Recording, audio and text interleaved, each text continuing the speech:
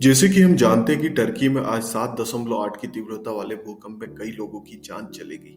क्या आपको पता है पृथ्वी पर अब तक के सबसे बड़े भूकंप की तीव्रता क्या मापी गई? आइए जानते हैं इस वीडियो में। तीव्रता के लिहाज में अब तक का सबसे खतरनाक भूकंप चिली में 22 मई 1960 को आया था।